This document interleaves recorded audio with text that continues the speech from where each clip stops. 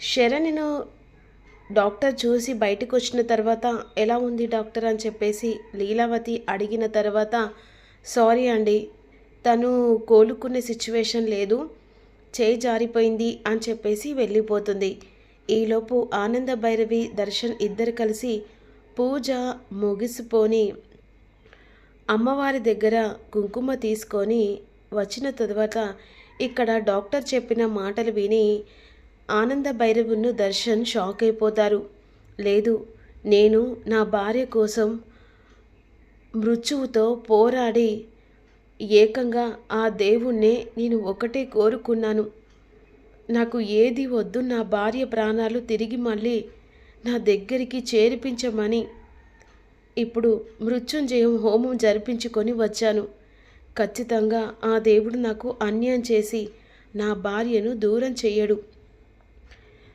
నేను ఇప్పుడు ఈ కుంకుమ తీసుకెళ్ళి నా భార్యకు పెడితే నా భార్య ఖచ్చితంగా మళ్ళీ తిరిగి నా దగ్గరికి ఇక ఆ యముని పోరాడి నా భర్త బాధపడుతున్నాడని ఖచ్చితంగా తిరిగి వస్తుంది, తన ప్రాణాలతో మళ్ళీ నా దగ్గరికి వస్తుంది అని విధంగా అంటుండగా, మీరు ఆఖరి చూపు చూసుకోవాలంటే ఇప్పుడే వెళ్ళి చూసుకోండి. ఎందుకంటే తన హార్ట్ బీటు స్లోగా కొట్టుకుంటుంది. అంతేకాకుండా తన పల్స్ కూడా పడిపోతున్నాయి. ఇక మేమేం చేయాల్సింది కూడా లేదు. ఎందుకంటే ఆల్మోస్ట్ అన్ని ప్రయత్నాలు చేశాం. కానీ తను మాత్రం ట్రీట్మెంట్కి మాత్రం తన బాడీ సపోర్ట్ చేయట్లేదు అనేసి డాక్టర్ అక్కడి నుంచి వెళ్ళిపోతుంది. ఈలోపు అమ్మ, డాక్టర్ అలాగే చెప్తారు, ఖచ్చితంగా దైవం నాకు తోడుగా ఉంటుందని నేను నమ్ముతున్నాను. ఈ నమ్మకం కూడా శరణ్య నాకు చెప్పింది. ఆ దైవం మీద మన సంకల్పంతో మన మనసులో కోరుకున్న కోరిక నెరవేరుతుంది. అది న్యాయంగా ఉండాలని చెప్పేసి అనేది.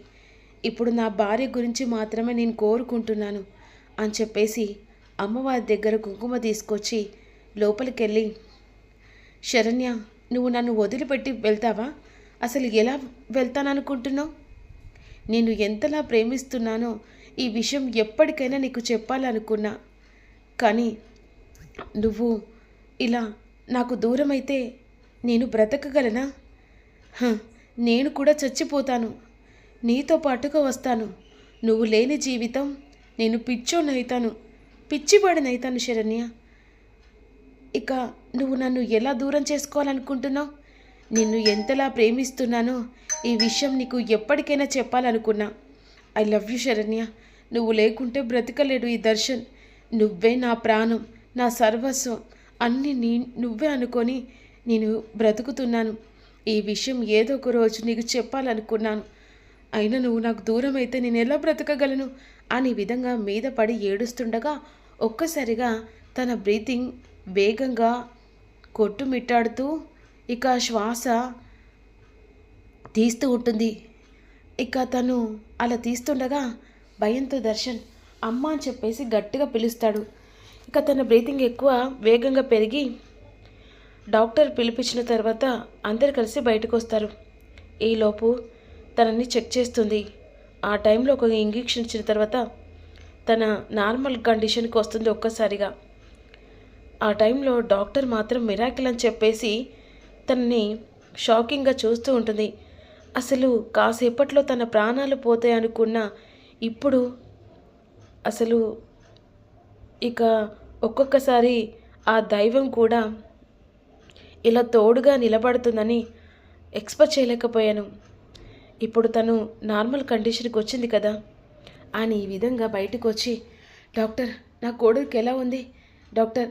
నా భార్యకి ఇప్పుడు ఓకే కదా? ప్రాబ్లం ఏం లేదు కదా? ప్రాబ్లం ఏం లేదు. అసలు దైవం ఇంత తోడుగా ఉండి ఇలా కాపాడుతుందని అస్సలు అనుకోలేదు. నిజం చెప్పాలంటే ఇది మీ వల్లనే సాధ్యమైంది. ఒక భార్య గురించి భర్త ఇంత ప్రేమగా, ఇంత బాధతో ఏకంగా తన ప్రాణం కోసం ఇక పోరాడానంటే ఇక ఏ దేవుడు కరుణించగా ఉంటారు? అసలు మిస్టర్ లినో మిరాకిల్ తను ఆఖరి ప్రాణులతో పోరాడుతున్న కానీ ఒక్క నిమిషంలో తను మామూలు స్థితికి వచ్చిందంటే నిజం చెప్పాలనా, ఒక్కొక్కసారి దైవం మాత్రం ఇలా కాపాడుతుంటే థ్రిల్లింగ్ అనిపిస్తూ ఉంటుంది.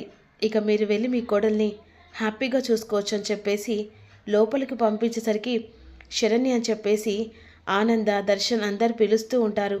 మెల్లిమెల్లిగా కళ్ళు తెరుస్తూ ఉంటుంది. అత్తయ్య అని చెప్పేసి ఈ విధంగా అనేసరికి, ఎలా ఉందమ్మా? ఇప్పుడు ఓకే అత్తయ్య. ఎలా ఉంది శరణ్య? ఇప్పుడు ఓకే కదా? బాగున్నావు కదా? ఏ ప్రాబ్లం లేదు కదా అని దర్శన్ అడుగుతుండగా, ఏం లేదండి, ఇప్పుడు ఓకే. ఇక నాకేం కాదండి, మీ ప్రేమే నన్ను గెలిపిస్తుంది. నా ప్రాణం పోకుండా మీ ప్రేమే నన్ను అడ్డుకుంటుందండి అని ఈ విధంగా అంటుండగా, ఈరోజు దర్శన్ చేసింది మామూలుది కాదు శరణ్య. ఒక భర్త చేయనంత త్యాగం, సాహసం ఇక దర్శన్ చేశాడు అని ప్రీతి చెప్తూ ఉంటుంది.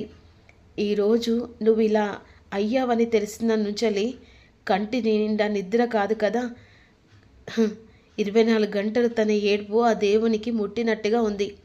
పూజలు పునస్కారాలని, నా భార్య బ్రతకాలని డాక్టర్లతో కూడా కరాఖండిగా గొడవపడ్డాడు. కానీ నిజం చెప్పాలనా, అసలు ఇంత ప్రేమ మీ ఇద్దరిలో ఉందంటే అసలు నేను ఎక్స్పెక్ట్ చేయలేకపోయాను తెలుసా. ఎనీవే, ఆ అమ్మవారి దయ వల్ల ఈరోజు మళ్ళీ నువ్వు తిరిగి మా మధ్యలోకి వచ్చావు అని అన్న తర్వాత, డాక్టర్ మిమ్మల్ని పిలుస్తున్నారని చెప్పేసి ఆనంద భైరవ్ వెళ్తుంది. ఇక తను చాలా వీక్గా ఉంది. అంతేకాకుండా తనని చాలా జాగ్రత్తగా చూసుకోవాలి, డిశ్చార్జ్ చేస్తున్నామని చెప్పేసి ఇక వెంటనే శరణ్యని డిశ్చార్జ్ చేస్తారు. ఇంటికి తీసుకొని వెళ్ళి అక్కడ హారతి ఇవ్వడానికి ఎవరుండరు. ఒసే అనన్య అని చెప్పేసి పిలుస్తుంది. ఏంటి దిష్టి పట్టుకొని రావే హారతిస్తూ అని చెప్పేసి ఆనంద అంటుంది. గట్టిగా చూసరికి వెళ్ళి దిష్టి పట్టుకొని వచ్చి ఇక శరణ్యకు హారతిస్తుంది. ఇక వెంటనే అది బయటికి తీసుకెళ్ళి పారై అని చెప్పేసి ఒట్టు పెట్టిన తర్వాత ఇక శరణ్యను గదిలోకి తీసుకెళ్ళు నాన్న. సరే అమ్మా, రా శరణ్య అని చెప్పేసి దర్శన్ గదిలోకి తీసుకొని వెళ్తారు. అనుకున్న ప్లాన్ బెడిసి కొట్టిందని చెప్పేసి ఈలోపు అనన్య ప్లేట్ పట్టుకొని లోపలికి వస్తుంది. ఏంటి, ఇక నీ చెల్లి బ్రతకూడదని చెప్పేసి నువ్వు ఆ పూజకు అడ్డుకున్నావే, అసలు నువ్వు ఏం మనిషివే అని చెప్పేసి కోపంతో చెంప పగులు కొడుతుంది. ఏంటి నన్ను కొడుతున్నావు? కొట్టడం కాదే, ఆ రోజున్న సిచ్యువేషన్లో అక్కడ నిన్ను చంపి పాత్ర పెట్టాలి, కానీ అది గుడి, పవిత్రమైన గుడి. నీలాంటిది మలినం అంటితే ఆ గుడి పవిత్రతనం పోతుందని ఊరుకున్నానే అని ఆనంద అంటుంది. ఈలోపు సౌమ్య కంగారు పడుతూ ఉంటుంది. ఇక శరణ్య బ్రతికొచ్చిందని చెప్పేసి